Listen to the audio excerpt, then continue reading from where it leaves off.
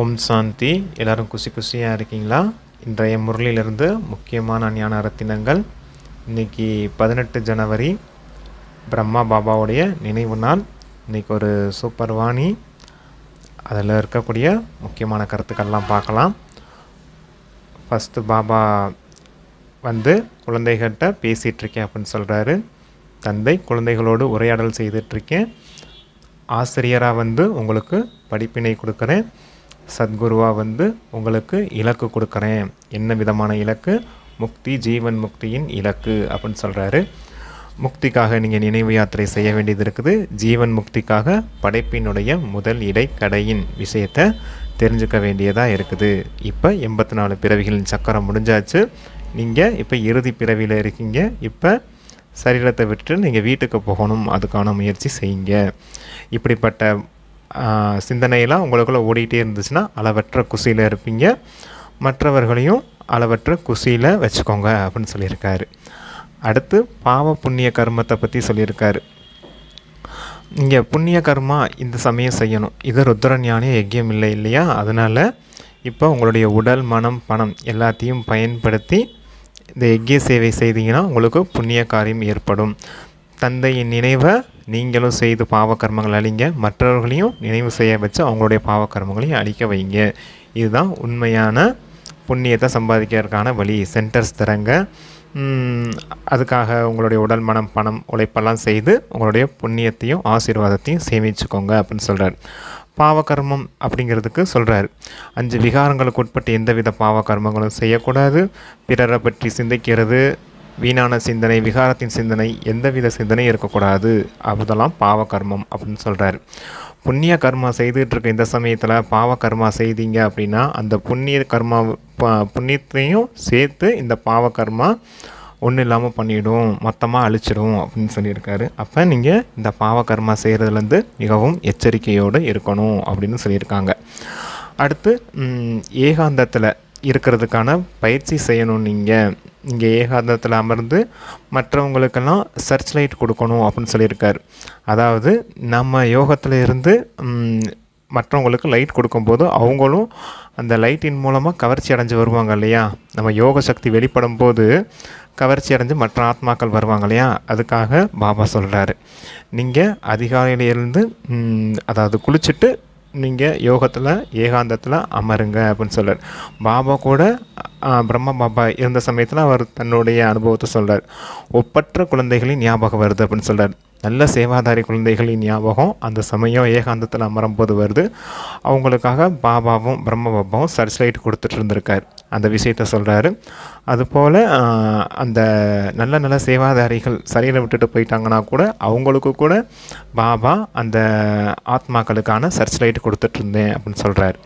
அதே போல் குழந்தைகளாகிய நீங்களும் மற்ற ஆத்மாக்களுக்காக சர்ச் லைட் கொடுக்கணும். ஏகாந்தத்தில் இருக்கும்போது மிகவும் மகிழ்ச்சியோடு இருக்கும் அப்படின்னு சொல்கிறார். அப்புறம் யோகத்துக்கான விஷயத்த சொல்கிறாங்க. இது செகண்ட் பாயிண்ட்டாக வருது. யோகத்துக்கான விஷயம் என்ன அப்படின்னா, உங்களை நீங்கள் ஆத்மானு புரிஞ்சுக்கிட்டு பரமாத்மா தந்தையை மிகவும் அன்போடு நினைவு செய்யுங்க. அப்போ பாபா கிட்ட இருக்க கரண்ட் உங்களுக்கு வருது அப்படின்னு சொல்கிறார். நீங்கள் நினைவு செய்கிறதுனால பாபா கிட்ட இருக்க கரண்ட் வருது. நினைவின் மூலமாக நினைவின் கரண்ட் கிடைக்கிது அப்படின்னு சொல்கிறார். அப்போ பாபாவுடைய கரண்ட் நமக்கு கிடைக்கும் போது நம்ம அந்த கரண்ட்டை முழு உலகத்துக்கும் கொடுக்கலாம் இல்லையா? அதாவது நினைவின் சக்தியை மற்ற முழு உலகத்துக்கும் கொடுக்கலாம் இல்லையா? அப்போ நீங்கள் லைட் ஹவுஸ் மைட் ஹவுஸ் ஆகுங்க அப்படின்னு சொல்கிறார். இந்த விஷயத்தில் தான் ஞானம், யோகம்ன்ற படிப்பு அவசியமாக இருக்குது. ஞானத்தில் யோகமும் இருக்குது. யோகத்தை ப்ராக்டிக்கலாக செய்யும்போது உங்களுக்கும் சேவை நடக்குது, மற்றவர்களுக்கும் சேவை நடக்குது அப்படிங்கிறத நல்ல விதத்தில் புரிய வச்சுருக்காரு. அப்போ நல்ல யோகா செய்யணும். நீங்கள் ஒரே இடத்துல அமர்ந்து தான் யோகா செய்து மற்றவர்களுக்கு கரண்ட் கொடுக்கணும் அப்படின்லாம் இல்லை. நீங்கள் நின்றாலும், நடந்தாலும், அமர்ந்தாலும், சாப்பிட்டாலும், என்ன காரியம் செய்துட்டு இருந்தாலும் தந்தைக்கிட்டேருந்து கரண்ட் வாங்கி முழு உலகத்துக்கும் சக்காஸ் கொடுக்கணும் அப்படின்னு சொல்லியிருக்காரு. இது பிரம்மா பாபா கூட இரவு பகலாக இந்த காரியம் செய்துட்டு இருந்தார் இல்லையா அப்படின்னு சொல்கிறாங்க. பிரம்மா பாபா கூட குழந்தைகள் பலம் இழந்து ஊக்க உற்சாகம் இல்லாமல் இருக்கிறாங்க, அவங்களுக்குள்ள பலகீனம் இருக்குதுன்னா இரவு நேரத்தில் கூட அவங்களுக்கு சக்காஸ் கொடுத்தார் இல்லையா, கரண்ட் கொடுத்தார் இல்லையா, அதன் மூலமாக குழந்தைங்க ஆரோக்கியமானவங்க, கூடவே அவங்களுடைய பலகீனங்கள் நீங்கிறதெல்லாம் குழந்தைகள் சொல்லியே நம்ம கேட்டிருக்கோம் இல்லையா, அந்த காலத்து தாதிமார்கள் சொல்கிறதெல்லாம் நம்ம கேட்டிருக்கோம் இல்லையா, அப்படின்றத பாபா சொல்கிறாரு. அடுத்து 3rd பாயிண்ட்டு ட்ராமாவை பற்றி பாபா புரிய வைக்கிறாரு. ட்ராமா இது அனாதி ஆக உருவாக்கப்பட்ட ட்ராமா, உருவாக்கப்பட்ட ட்ராமா. இந்த ட்ராமா படைப்பவரான தந்தைக்கு மிகவும் பிடிக்கும். அப்போ படைப்பவரான தந்தையின் குழந்தைகளாகிய உங்களுக்கும் பிடிக்கணும் தானே. இது வெற்றி தோல்வியின் நாடகம்தான், இருந்தாலும் தந்தைக்கு பிடிக்கும். ஆனால் குழந்தைகளுக்கும் பிடிக்கணும் தானே. நீங்கள் ஏன் அடிக்கடி பிடிக்கலை அப்படின்னு சொல்கிறீங்க அப்படிங்கிற மாதிரி பாபா கேட்டிருந்தாரு. ஓகே, அடுத்து இந்த ட்ராமாவை கூட பாருங்கள். இந்த சமயம் நீங்கள் அன்பு கடலாக மாறணும். இப்போ நீங்கள் அன்பு கடலாக மாறும் போது தான் அந்த ஆத்மா அடுத்து அந்த சம்ஸ்காரத்தை எடுத்துகிட்டு சத்தியுகத்துக்கு போக முடியும். அந்த சத்தியுகத்தில் கூட பாருங்கள், அங்கே எல்லா விஷயங்களும் அன்பானதாக இருக்கும் அப்படின்னு சொல்கிறார். விலங்குகள் கூட ஒன்றுக்கொன்று சண்டையிடாது, மிகவும் அன்பானதாக இருக்கும். அப்போ நீங்கள் இப்போவே மாஸ்டர் அன்பு கடலாக ஆகணும் அப்படின்னு சொல்லியிருக்காரு. யாராவது கோவப்பட்டு சத்தம் போட்டு சண்டையிட்டு இருந்தாங்கன்னா பாபா கூட அறிவுரை கொடுப்பாரு. நீங்கள் கோவப்பட்டீங்கன்னா நீங்களும் துக்கமடைவீங்க, மற்றவர்களையும் துக்கப்படுத்துவீங்க. அப்போ இந்த துக்கப்படுத்தக்கூடிய சம்ஸ்காரம் உங்களுக்கு இருக்கக்கூடாது. தந்தை எப்படி அனைவருக்கும் சுகம் கொடுக்கக்கூடியவராக இருக்காரோ அதே போல் நீங்களும் அனைவருக்கும் சுகம் கொடுக்கக்கூடியவங்களாக இருக்கணும் அப்படின்னு சொல்லியிருக்கார். 4th பாயிண்ட்டு உலகத்தின் எஜமானர் உங்களுக்கு இப்போ விருந்தாளியாகி வந்திருக்கேன். இந்த கல்பத்திலேயே ஒரு முறை இந்த சங்கமயுக சமயத்தில் தான் குழந்தைகளை சந்திக்கிறதுக்காக வந்திருக்கேன். அப்போ தந்தையின் மீது உங்களுக்கு எந்த அளவுக்கு அன்பு இருக்கணும், தந்தைக்கிட்டேருந்து உங்களுக்கு ஆஸ்தியும் கிடைக்கிது, அப்போ உங்களுக்கு எந்த அளவுக்கு குஷி இருக்கணும் அப்படின்னு சொல்கிறாரு. அப்போ நீங்கள் இந்த ஆஸ்தி அடைகிறதுக்கு நீங்கள் ஒரே ஒரு காரியம் தான் செய்ய வேண்டியது இருக்குது. அது என்ன காரியம்? தேகத்தின் அனைத்து சம்பந்தங்களையும் மறந்து என் ஒருவனை நினைவு செய்யுங்கள். நீங்கள் தந்தையை நினைவு செய்கிறதன் மூலமாக உங்களுடைய பாவக்கர்மங்களும் அழிஞ்சிடும், கூடவே தந்தைக்கிட்டேருந்து ஆஸ்தியும் கிடைக்கும் இல்லையா. இது தாத்தாவின் சொத்து அப்படின்னு சொல்கிறார். நீங்கள் பிரம்ம குமாரிகளாக இருக்கும்போது சகோதரன் சகோதரிகள் என்ற உறவு, ஆனால் சிவபாபாவினுடைய பேரன் பேத்திகளாக இருக்கீங்க இல்லையா, அப்போ தாத்தாவின் சொத்து பேரன் பேத்திகளுக்கு கிடைக்கும் அப்படின்னு சொல்கிறார். இதற்காக நீங்கள் நினைவின் சார்ட்டு அதிகமாக வைக்கணும் அப்படின்னு சொல்கிறார். அதுக்கு ஒரு கணக்கு சொல்லியிருக்காரப்பா. அரை நாளிகை அப்படின்னா 12 நிமிஷம், ஒரு நாளிகை அப்படின்னா 24 நிமிஷம். நீங்கள் எந்த அளவுக்கு சார்ட் வச்சு நினைவு செய்துக்கிட்டே இருக்கீங்களோ அந்த அளவுக்கு தந்தையின் ஆஸ்தி, தாத்தாவினுடைய ஆஸ்தி உங்களுக்கு கிடைக்கும் அப்படின்னு சொல்லியிருக்காரு. அடுத்து 5th பாயிண்ட்டு நிரந்தர யோகி ஆகுங்கள் அப்படிங்கிறதுக்காக பாபா ஒரு பயிற்சி சொல்லி கொடுத்துருக்காரு. அது இந்த சரீரத்திலேருந்து ஒரு நொடியில் விடுபட்டு அசரீரி ஆகணும் அப்படின்னு சொல்லியிருக்காரு. இந்த நிலைக்கு பேர் தான் கர்மாதீத்த நிலை அப்படின்னு சொல்லியிருக்காரு. நீங்கள் ஒரு நொடியில் விடுபடணும், அந்த அளவுக்கு உங்களுக்கு சக்தி இருக்கணும் அப்படின்னு சொல்கிறார். அதாவது நிராகாரி அசரீரி ஆகிறதுக்கான பயிற்சி செய்யணும். எப்படி ஒரு ட்ரெஸ்ஸு தேவைன்னா போட்டுக்கிறோம், தேவையில்லைன்னா கழட்டிக்கிறோம் இல்லையா, அதுபோல் இந்த சரீரத்தை தேவைப்படும் போது பயன்படுத்திங்க, தேவையில்லைன்னா அதுலேருந்து விடுபட்டு இருக்கிறதுக்கான பயிற்சி செய்யுங்க அப்படின்னு சொல்கிறார். இதுக்காக நீங்கள் முழுமையாக பற்றற்றவர் ஆகணும். தேகம், தேக உறவுகள், தேக பொருட்கள், தேக உலகாய விஷயங்கள், இதில் எந்தவித ஈர்ப்பும் இருக்கக்கூடாது. சங்கல்பத்தில் கூட அந்த ஈர்ப்பு இருக்கக்கூடாது. உங்களுக்கு முழுமையாக பற்றற்றவர் ஆகும்போது உங்களுடைய இந்த நிலை வெளிப்படும் அப்படின்னு சொல்கிறார். அப்போ நீங்கள் அந்த ஒன்று நிராகாரி பயிற்சி பண்ணுங்கள், இல்லை உங்களுடைய பரிஸ்தா ரூபத்தில் இருப்பதற்கான பயிற்சி செய்யுங்க அப்படின்னு சொல்கிறார். பற்றற்றவராக ஆகிறதுனா பரிஸ்தா ரூபம், தேகத்திலேருந்து விடுபட்டு இருக்குது அந்த நிராகார ரூபம். நீங்கள் தேகத்தில் தான் இருக்கீங்க, தேகத்தில் இருந்தாலும் நடந்தாலும் வந்தாலும் போனாலும் உங்களுடைய பரிஸ்தா ரூபம் எல்லாருக்கும் அனுபவம் ஆகணும். அந்த அளவுக்கு நீங்கள் நல்ல விதத்தில் பயிற்சி செய்யணும் அப்படின்னு சொல்கிறார்.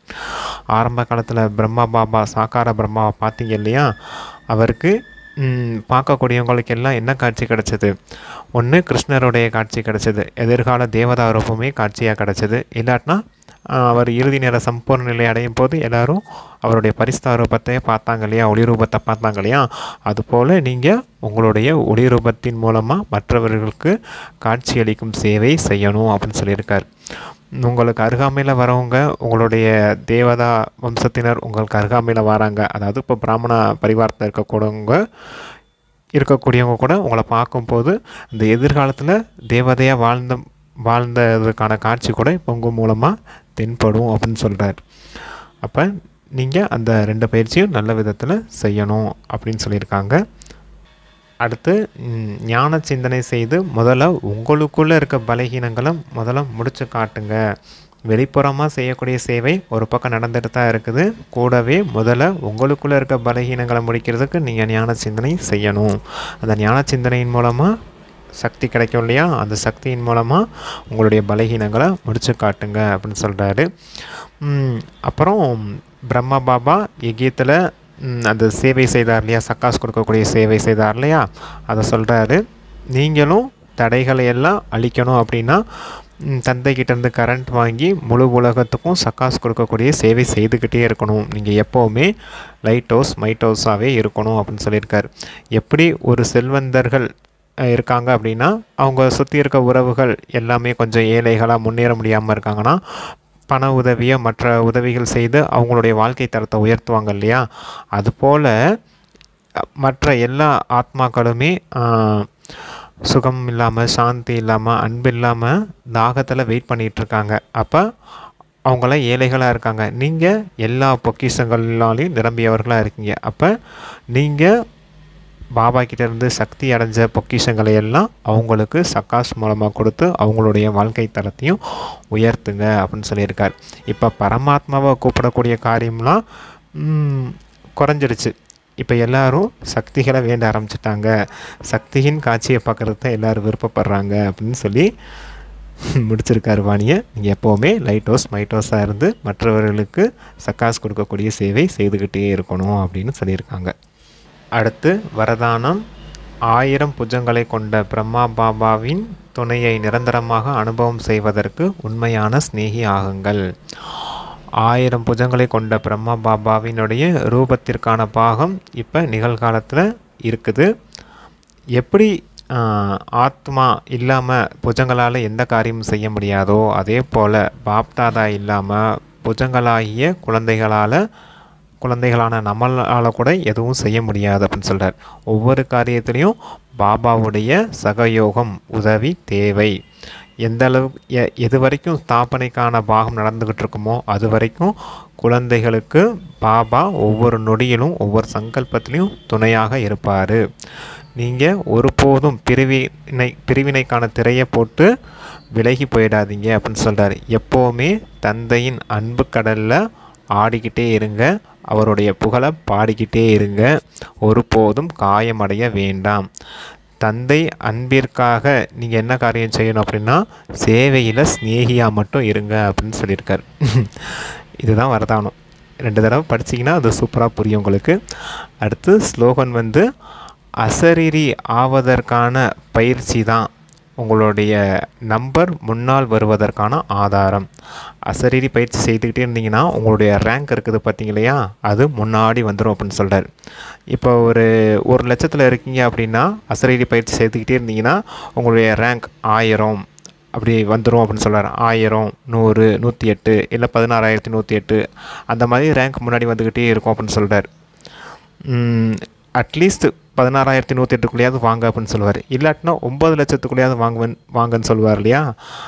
அது அந்த ரேங்க்கெல்லாம் நீங்கள் எந்த நிலையிலேருந்து முன்னாடி வரணுமோ அது இந்த அசரீரி பயிற்சி செய்கிறது தான் இருக்குது அப்படின்னு சொல்கிறார். Okay, thank you. ஓம் சாந்தி.